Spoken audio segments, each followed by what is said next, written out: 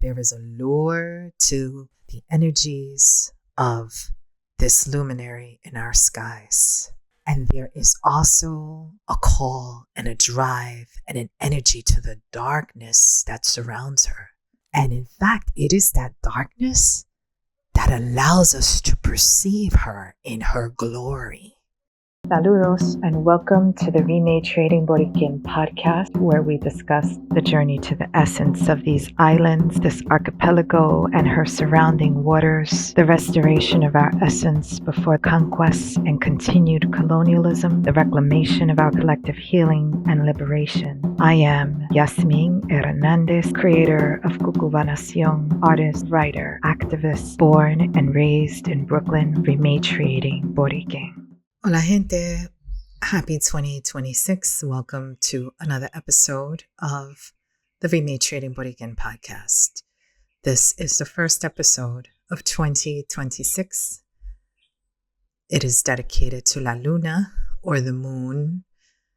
And why is that? I usually post new episodes every new and full moon. I have made references to the moon throughout the life of this podcast, which is now maybe a year and a half into it, almost 40 episodes. Interesting, right? 40 weeks is the length of a human gestation period. So most people in hospitals talk about a woman being pregnant, a person being pregnant for 9 months. But if you work with a midwife, then you know that a lunar calendar is used in that case. And so they talk about 40 weeks, the length of that gestation period by weeks and not months. Those familiar with more indigenous to what is now called the Americas, indigenous to Turtle Island, and different traditions where it is known that there are 13 moons in a year. The word month coming from the word moon.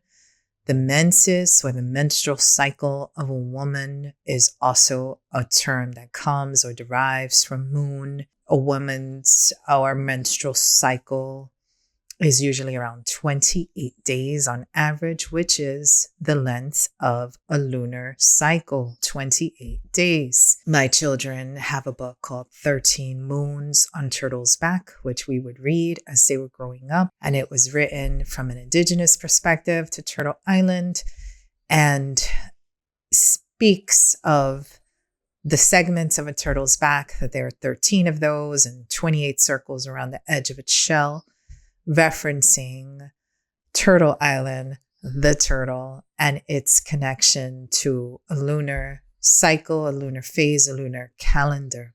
We have a new year upon us via the Gregorian calendar. This New Year's in particular was the first time that I gave myself permission to release the need to adhere to the typical rituals surrounding New Year's Eve. For the past decade plus, I have been more in tune, aligned to the phases and cycles of the moon and of our planet, of our earth, as it relates to the sun and to the moon. So for me, really, the day that is of more significance is that of the winter solstice for those of us in the Northern Hemisphere, which we observed on December 21st, or not observed because we put onto the calendar observed for when there is a holiday, but it falls on a weekend, so we're going to observe it on this day, whatever. Or Jesus's birthday is December 25th, when no one really knows when the heck Jesus was born. Igual for the new year. For me, the winter solstice, not for me, for everyone, it's a fact. December 21st is the winter solstice. It's the shortest day of the year in the Northern Hemisphere. What was very beautiful to close 2025 is that Friday was Friday, I believe it was December 19th, was the new moon. And then that Sunday was the winter solstice. So it was a weekend. As for me and my family, what we did that weekend, if you know my work as an artist and my commitment to exploring Boricua bioluminescence in my work, to appreciate the bioluminescence in the waters of our bioluminescent bays, you should go out when there is no moon. So a night of the new moon, when you can guarantee that there will be no moon shining its brightness onto the water, interfering with the luminosity of the bioluminescence, that would be the optimal day to go. So December 19, we went to Lajas, to La Palguera, and that night we were able to get on a boat out to the bioluminescent bay. And that is how we welcomed the new moon, with doing the quintessential new moon activity in the archipelago of Puerto Rico, which is on a new moon, get yourself to a bioluminescent bay because you could best appreciate the luminosity. We ended our weekend in Lajas that Sunday when we left on the winter solstice. And before leaving Lajas, going again out to the water with my son, appreciating los manglares, los cayos, all the little islets that are off the coast of La Palguera, and then driving through the very beautiful scenery of La Palguera and into Cabo Rojo and up through Jojuda, back up through El Oeste, and just connecting to the sun on that day. It actually began before that with my husband and I sitting on a balcón, just watching the sun as it came up over the trees that morning. These are the cycles and the phases that I feel most connected to today, not by a calendar set forth by folks in Europe who determine that this is the first day of the new year. It is marking a weekend that we can appreciate the new moon, the last new moon of 2025 that year, but also that this current moon phase that we are in is the one that is carrying us into 2026. So regardless of what I believe about the years, the truth of the matter is that we have to adhere to this framework, because in a professional sense and a societal sense, everyone categorizes and catalogs our timelines and experiences based on Gregorian calendar years, so that 2025, 2026, you were born in this year, this event went down in this year, y así. So no es para descartar por completo these concepts of these years and New Year's and all of that, but also recalibrating to a deeper knowing and a deeper phase and cycle that I feel in my body, that I feel in my spirit, knowing that these were the traditions that my ancestors followed. The solstice I've spoken about here, that idea of the shortest day of the year or the longest night. So some people will call it the darkest day of the year as a symbol for the things that we hold in darkness, the things that we hold in light, our shadow selves, the things we keep hidden, the things we keep suppressed, the things we need to bring into light, the things we want to shine a spotlight on, the symbolism behind that. This earth being a place of polarities. We have the North Pole, we have the South Pole, we have negative, we have positive, we have night, we have day, we have wet, we have dry, we have hot, we have cold, we have black, we have white, we have solid, we have liquid, we have solid, we have gas. All these extremities, and how living on this earth is a whole lesson in crafting and bringing about equilibrium and balance. Those are the cycles that I honor and feel most drawn to uphold and to commemorate. So although we did little New Year's Eve activities like we do just us at home. We were invited to a river by our friends that day, and that was a beautiful way to close out 2025, was those cool waters of the river. For me, it is a whole cycle. It is a whole period. It is recognizing that I was born and raised in New York, and that my body still seeks to go into some sort of stillness, some sort of like hibernation, like a northern bear this time of year. It's calling for stillness. I record this with a weird voice because a pattern in recent years is that I get sick towards the end of the year. Around the time of the holidays, I will get sick. And it's my body's way of commanding space for stillness, silence, quiet, peace, and rest in a very, probably the most active time in Puerto Rico. There have been various episodes where I do talk about the moon and my relationship to it. I never dedicated an episode specifically to that. This is not me speaking to the moon and its influences or significance astrologically, because although I personally follow that tradition of astrology, I am not an astrologer, so I'm not going to speak for something that I don't have the expertise in. There's so many astrologers that you can learn those details from. Beyond the cycles of our bodies, I've talked about rematriation as something that activates in our bodies first, as our bodies as our original homes, our homelands. The body as the stand-in for land, as a stand-in for earth, for this greater home that we embody. All of these are susceptible to the influence of the moon, as are the tides, as is having a high tide, a low tide. Those are all controlled by the pull of the moon.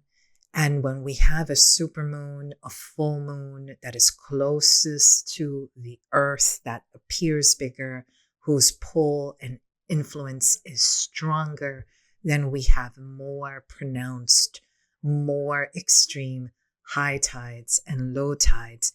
But in that same way, the fluids of our bodies, whether it's menstrual flow, whether it's water retention, whether it's our moods, all of these things are influenced by the moon. There is no way that we can live and exist on this earth without the influence of what the moon is doing, what the sun is doing, when there is what they call a solar storm. If those flares could affect the earth and by its magnetic poles with the presence of the aurora, then that also influences us energetically, because we are all cosmic and of these things. And so long before I moved to Puerto Rico, living in New York, I started to notice the moon more. I have been noticing it.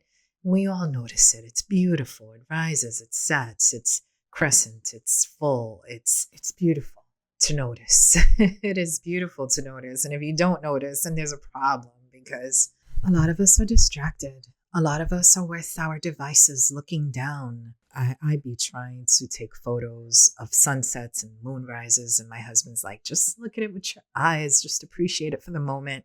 My phone camera is not that great. It's never going to really capture what I'm seeing. It's going to be a poor excuse of what I just witnessed, but I try to do it anyway. I am an artist. I try to document everything. I am dependent on all these visual references to make future art, but it's important to stop. It's important to notice. It's important to look up and see it, the different phases of the moon. It's going to determine where we see that moon, whether we're going to see it straight above us, right? When it's at its maximum peak. The maximum peak of the moon changes with its phase. So the maximum peak with a full moon, and we know this for those of us who are like Halloween buffs with the werewolves and whatever, the full moon is at its maximum height at midnight. I was born a little after midnight.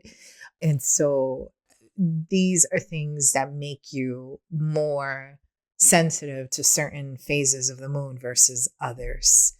The crescent moon, when it's setting, will set here. I live in el oeste de Borikén, and the crescent moon will set late into the night. So like if I'm driving late around 11 p.m., you look out over the water, you're going to see this beautiful large crescent setting into the water, which is it's above the water. I think it sets around 2 por ahí. Again, that changes depending on the time of year, depending on the exact phase. But it bien impresionante to see. I once saw on my last birthday, spent in New York before moving to this archipelago, I was able to witness a super full moon on my birthday from Brooklyn at the beach. Again, as that moon gets closer to the horizon, the optical illusion is that we see it so much bigger and more beautiful. And these are all things that I began to experience while still in New York, and then coming to Puerto Rico, feeling closer to the sky, closer to these cycles, closer to these visuals. For the first time ever, when I lived in Moca, laying outside on our terraza, looking up and witnessing a lunar eclipse. Now, I did that because I needed to have that experience, and it inspired some paintings and it inspired other things. But technically, a lunar eclipse is not the energy that you want to be chilling under. The way people use the moon for charging and for its energy, like some people charge their crystals under full moon energy, but you don't want that to be an eclipse energy. An eclipse is more about purging. It's more about the shadow of things and the things that are kept suppressed and hidden that we want to be revealed. An eclipse will take the things that we don't want to deal with, the things that are being pushed down below the surface. An eclipse will reveal that, bring it up to the surface. So it works a lot with shadows, and it's not necessarily what you want to chill under. It's not that energy. It is important to know, por lo menos, when you were born, what time you were born. And if you look that up, and where you look that up, you can find out what moon phase you were born on, and you might have a better understanding about what moon phases you are most sensitive to, you can most work with, you can most appreciate, you are most drawn to. The way that these phases work with us also speak to how, women, when we are together in our cycles, will tend to fall into sync. We synchronize our cycles, which is that cycle should always have been aligned with the moon. So if we start our cycles with the new moon, when a new cycle begins, and we bleed with that moon, and then 2 weeks into that moon cycle, we are ovulating more or less. And then as the moon is closing that cycle, cuando la luna está menguante or waning, and it's sort of diminishing in its light and it's going dark, it is the end of a cycle for us. It is a period of rest, a period of introspection, a period of assessing what that phase was for us, whether it was a month or just a lunar cycle, however you look at it. And it's like, what did I learn from this cycle? What are the things I've done with this cycle? How do I need to prepare for the next cycle? It is something that we cycle through with her, with this moon, so that when the new moon hits, that is your activation point. That is the point where you set your intention on what this next cycle is going to be. It is the new moon. What is it that I'm trying to call in to my life at this moment? It's very present. It is an exercise on presence, to say out loud, to journal, to write it down, whether it be a list or whether it be a whole entry in your journal, or whether it's just something quiet that you speak into your own heart, or that you say out loud, or that you record and say, with this new moon, I set the intention to lo que sea para ese momento. That can change throughout the year. That can change throughout where you are in life, where you are with your personal projects, where you are with your relationships. That also changes for those who want to delve deeper into it to find out what astrology is telling you. What is the period? Where is the sun? Because, for instance, the full moon is always opposite the sun. So we see it full because it's completely against the sun. And when we look at it, we see a whole half of it illuminated. And so what that does is that it puts the earth, I was speaking about extremities and polarities, it puts the earth in this tension between the sun and the moon energetically. And the way that people with astrology look at that is to see, where is the sun? Where's the zodiac sign? What constellation is the sun in? And now what constellation is the moon in?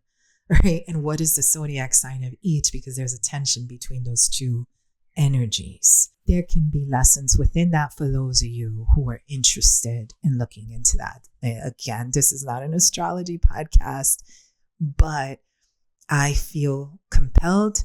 I feel inspired to speak to the moon because it has been a light for me. It is a fact of being on this planet that the two luminaries in our skies, primarily, of course, is our sun, and then is our moon. Those are the things that we see most brightly, most prominently, and that affect us energetically. And so to live out of sync with those lights, with those luminaries, and their cycles and their phases and their energies. Or I said this in the last episode where I was talking about death towards the end of December. I think that was a new moon in December, which I talked about the new moon, December 19, 2025. So around that time, I posted a podcast on the theme of death, with the irony that the new moon represents the activation, the newness, the life. It doesn't mark death. But I use it also as a way to reflect on coming off of this previous lunar cycle, and also people contemplating coming off of this previous year, right? Like the year wanes, the year goes dark. But I also connected it to the winter solstice being the longest night of the year, the shortest day of the year.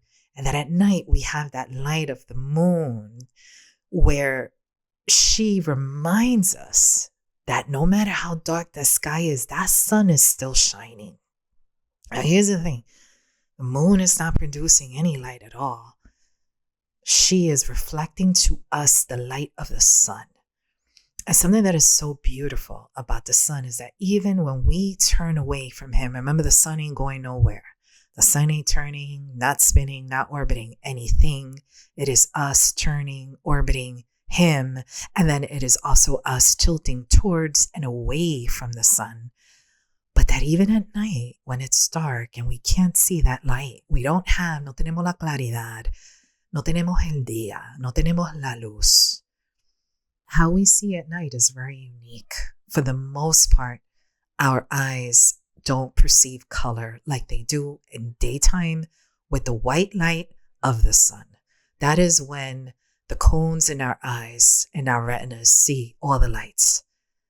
At night, the rods in our eyes and our retinas are what's perceiving that information into our brains via light and darkness. And how our brain perceives that is black and white mostly, right?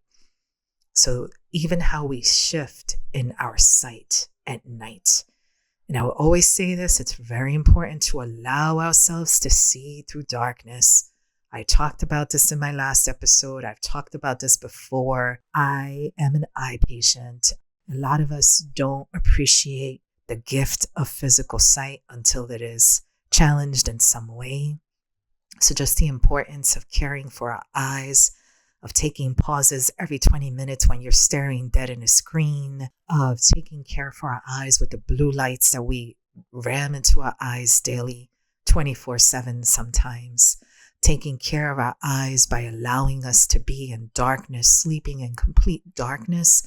Taking care of our eyes by allowing ourselves to step out into day and take those shades off and allow the light of the day to enter your eyes. You ain't going to look straight at the sun because that'll harm, but you're going to allow that bright natural light to enter your eyes. You're going to perceive all the colors out there. You are going to lift your sight off of your screen, your book, your paper, your device, and you're going to allow your eyes to focus from that up close view to a long distance focus.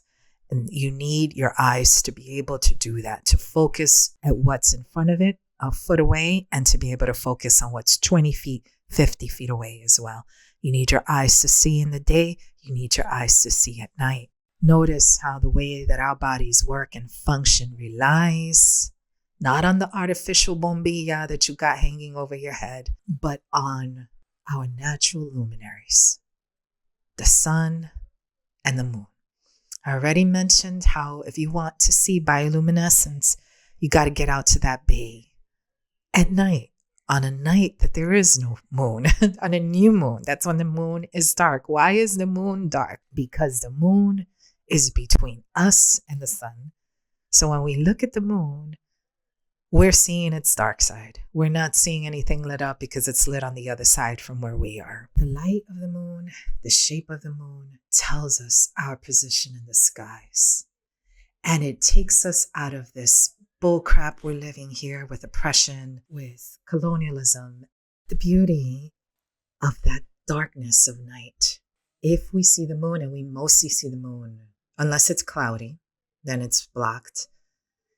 Maybe we don't see the moon for about one night, maybe 1 to 3 nights. We don't see the moon when it's going new, when it's going dark, and then it's new.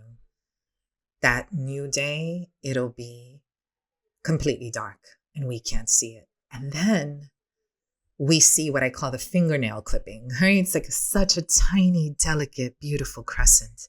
When it is about to close completely and go dark, and when it was just new and now está creciente, that's where the crescent comes from, creciente, it's growing in its luminosity. But for the most of the month, most of the lunar cycle, the light on that moon, that's not the moon at all, although it reveals it, is actually the light of the sun illuminating that moon. It is a gorgeous metaphor that even though we've turned away from the sun and we are in our night and we are in the dark, we have this luminary in the sky that reminds us, you may be in darkness right now, but I'm reflecting to you that that sun that you depend on for life, that sun that you depend on for energy, that sun that you depend on for activation and power is still shining, even though you cannot see it. I will mirror to you that light ever burning in your skies. And there is this understanding that we will surely, just as we turn the way, just as the sun sets, not because it's set, but because we set, we're spinning away, that in the morning we're going to spin right back and have that clarity again, right? And these are meditations that I got after my eye surgery, where either I couldn't see, or there were these moments of darkness in my eyes as I was recovering my sight, or my eyes were bandaged, or as one eye was bandaged, the other eye was closed, because then there's a relationship there between your two eyes. So if that bandaged eye couldn't see and the other eye is moving, it would cause the bandaged eye to move, and then that would hurt because it was recovering from surgery. And there was just this whole conversation going on.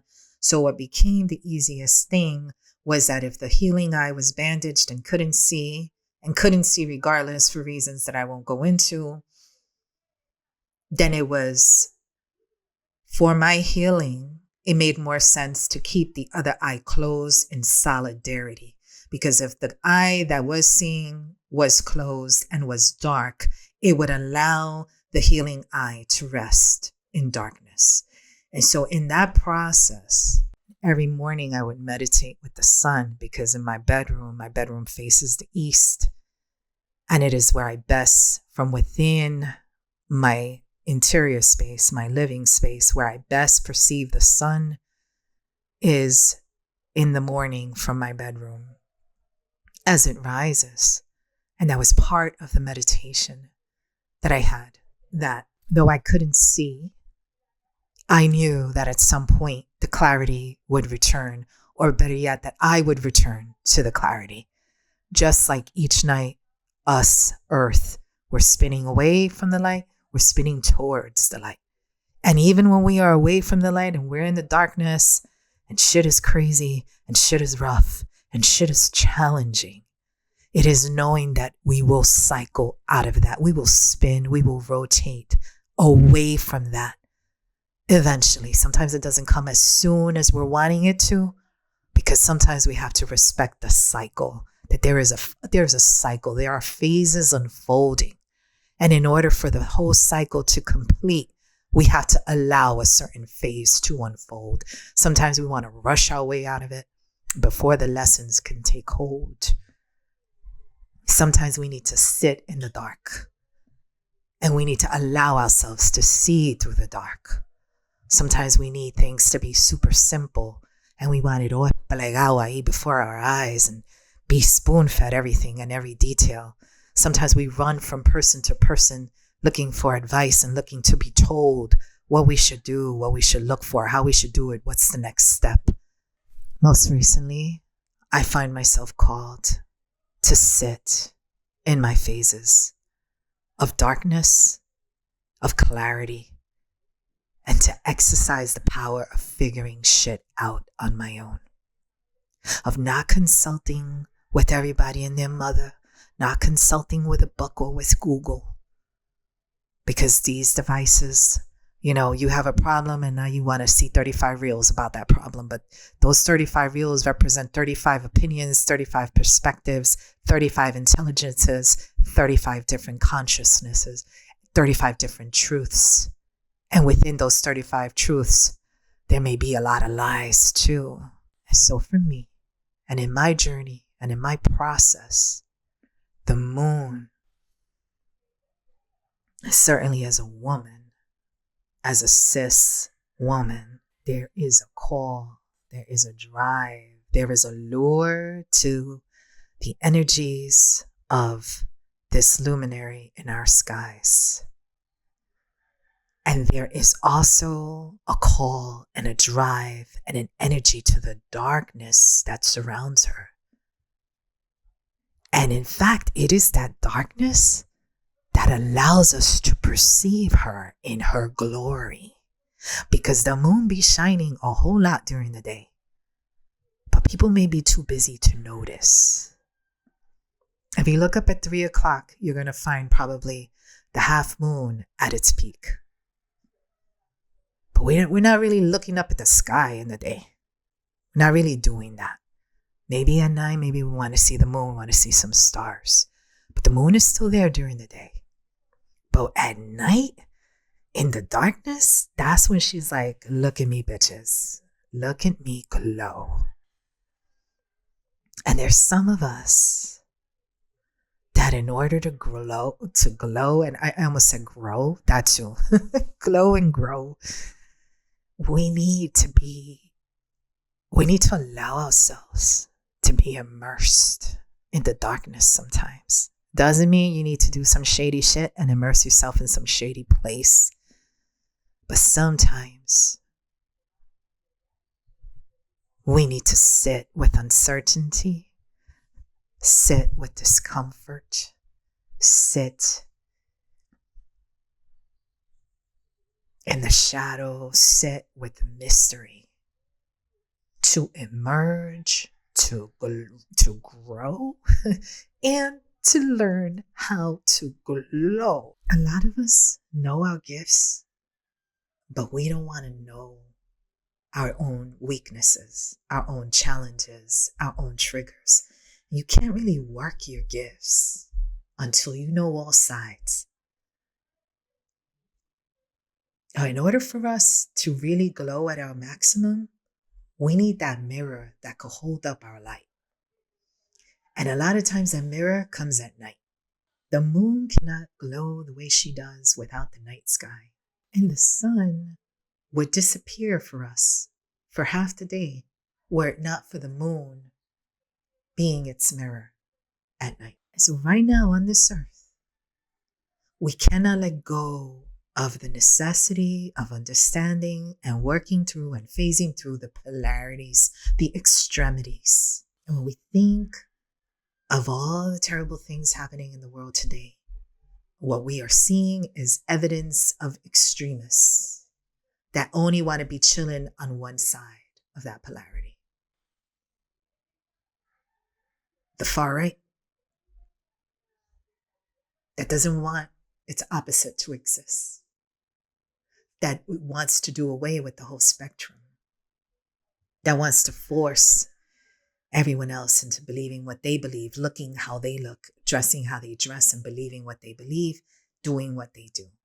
So the moon is a reminder that the beauty and the mystery and the magic exists in the spectrum, exists when you have both light and dark, and you know how to work with that.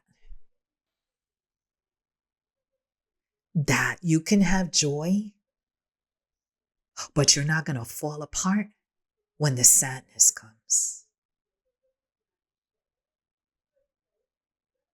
That you can move through joy, but you could hold space for the sadness or the grief or the anger or the rage, your own and others. There are some people that like us around when we're smiling, when we're laughing, when we're fun. But when we are sad and grieving, ain't nobody wants your ass around. And I had to learn that with the grief of my own brother. People don't respond to you in a certain way. People don't want to take your calls all of a sudden are just not as available to you because you're a little too heavy for them. And perhaps it was there. When I think about it now, right, it was like I lost my brother in 2010, maybe around that time. In those last years I spent in New York between 2010 and I moved in 2014. Oh, I was going in heavy on the moon. That was my friend, because she was like, girl, I'm going to teach you how to glow. I'm going to teach you how to be bright, and I'm going to teach you how to survive through the night. And ironically, before that, in 2009, was when I debuted my exhibition in Vieques, with my first bioluminescence-inspired paintings on black backgrounds or dark backgrounds. And that was all inspired by a 2006 trip to the bioluminescent bay in Vieques. So there was something about discovering the magic and the power of Boricua bioluminescence and what it was to see these little bursts of light across black bays under a black sky that I came to understand the magic of blackness, the magic, the true background of the womb. Like, I don't want no white canvas. That's not inspirational to me. Give me blackness. It is the source of life. It is where we perceive light. It is the background of the cosmos. It is the background of the womb. It is the continent source of life on this planet. And this is what motivates me in life, in spirit, and in my art, and in my creative practice, and in my activism, and in everything. It is where I go to transcend all the impositions, all the fears that they want us to fear. When you lose your fear of darkness, and when you lose the imposed fear of blackness, there is where life, art, inspiration, life, and power really exists. Because to lose our fear of blackness and darkness is to rediscover a love for self. And once you've done that, there's no holding us back. So those are my reflections on the moon. Look up. On January 4, creo que 3rd, between 3rd and 4, she will be new. Look up every day and see a better sliver of light. That reminds me, after Hurricane Maria, we would sit at night in our back terraza overlooking the valley towards the Sierra de Jaicoa, which are the hills that spread from Aguadilla across the island of the northern karst. And every day there was another little sliver of light that would be added out towards San Sebastian as people started to get their light back. And we would sit there in our dark ass house because we didn't have light for 4 months. That's another meditation for me and lesson for me on darkness and light. And every night they will power a little sliver more, and we will watch the lights expand out from Aguadilla across Moca and getting closer and closer out into the deeper campo towards Pepino, towards San Sebastian. Every night, just take the time to stop and observe and see and look, right? Light, the light that grows like the moon, like us. And also, in this year, in 2026, this calendar year, to give ourselves the grace to go through our phases of lightness and darkness, of luminosity, of clarity, of glowing and growing. And then when we go through our dark phases, it's all right. It's not failure. Maybe it's rest, respite, regeneration, replenishment.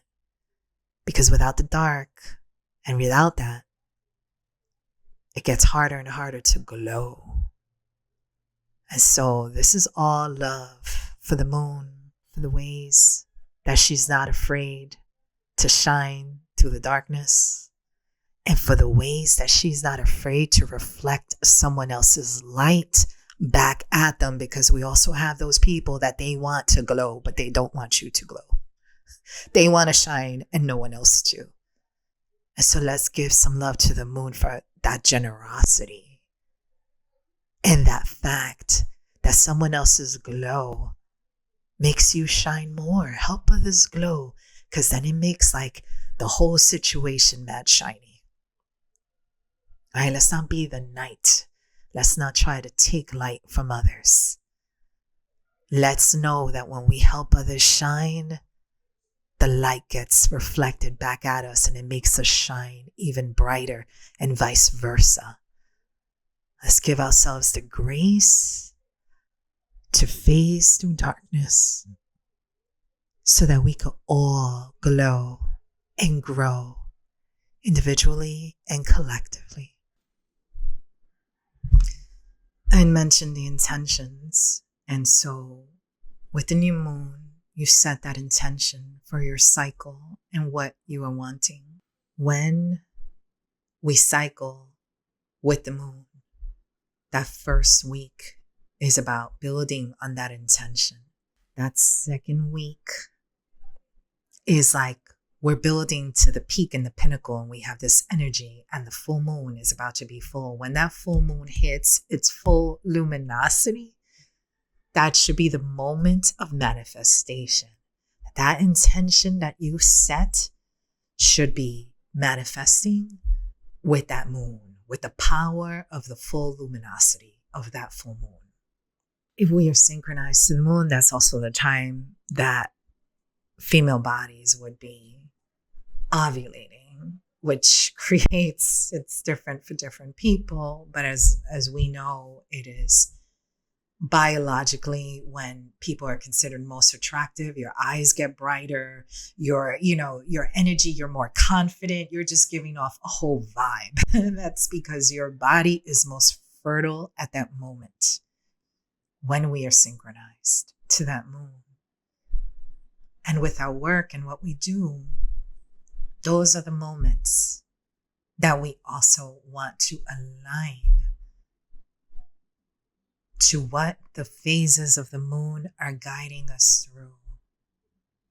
As that full moon passes and we're entering the third week, we are diligently, right? Like organizing, reflecting, planning, getting everything in order that we just manifested, that we just did, that we just made before the fourth week kicks in. And as that moon starts to go dark, ahí es donde empezamos, to just pause, reflect, replenish as we gear up for another cycle. Talking about Hurricane Maria and having light or not having light. There's things that I've learned along the way from different sources, but after Hurricane Maria and I still had no electricity at home, I decided that I was going to take a class, a virtual class with Luz Astral, who's a Boricua who's been living in Colombia. And I knew her from back in New York. And I was like, I want to take this class she's doing on working with the moon and the phases of the moon. Pero lo lindo es que yo no tenía luz en casa. And I was expecting to get online and download these videos and view these videos and do all of this stuff without Wi-Fi and without electricity. Needless to say, I managed to get some of the content, but I couldn't participate as openly as I wanted. But I want to give the shout out that this is where in 2017, I started to incorporate more fully the practice of setting intentions with the new moons and of checking the manifestations with the full moons. And it is also where I learned, if you are going more the astrology route, to pay attention to where the new moon is, what sign. Say the new moon is in Leo. You set an intention with that new moon in Leo. 6 months later, the moon will be full in the sign of Leo. And that is where the real manifestation of that intention you set 6 months ago will be seen. On a smaller scale, you'll get that in the full moon of the same cycle. But to see a manifestation really come together, you got to check back to where you were 6 months ago when you set that intention with the new moon. Let me tell you something. I track this for the most part, either journaling or little notes here and there. There have been so many times that I'll hear something like, oh, because there's full moon in such and such sign, and you might be blah, blah, blah, or something monumental happens, or like a really serious challenge happens, or I manifest something, and I'm like, wow, this is so deep. This is dope. Wait, let me go back and see where I was 6 months ago, and I will check the notes from where I was 6 months ago, and I will tell you spot on que lo que yo estaba pasando, o pidiendo, o queriendo, or whatever I was battling at that time will speak to what it is that I'm doing 6 months later for the full moon. It was a little homework for y'all who are interested in trying that experiment. With each new moon, set an intention. What is it that you're hoping to gain with this cycle in life, personally, in health, in your relationships, with your work, with your loved ones? Try it again for the full moon. What are you channeling? What are you manifesting there? But it's not the magic that the moon is going to bring this to you. And to start this cycle is to take on the accountability and the responsibility que de ti depende. You set an intention. Now you're choosing to live intentionally, to live deliberately, to make that manifestation happen. No es que la luna te lo va a traer. Now, the moon can lend you the energy to make it happen, but it doesn't mean it's just going to go down like that, right? So that's what I will share. That is what I will say. For the moon, I wish you so many blessings and manifestation powers for this full moon that we will be having. And for those of you who follow also the tradition of the Lunar New Year, or of Chinese astrology, many blessings for that Lunar New Year to come up next month in February, as in Chinese astrology, they welcome in the year of the fire horse, which is a year of action, which is a year of activation, which is a year of claiming your stuff. We are still in this wonderful period of preparation, of releasing, of transformation that was last year, that was shedding, that was letting go of all that stuff in the year of the snake, to now take on all we have learned, all that we have morphed into with this new year of the fire horse that is coming. So many blessings to you. Thank you so much for listening. For more information about the project, you can visit rematriatingborikén.com. That's rematriating with an M and Borikén with K-E-N. And Rematriating Borikén is also on Instagram and Facebook. So you can follow us there. If you like this, please give a like and a share. If you want updates for future posts, subscribe to this channel on YouTube. And thank you again so much for listening. In light always.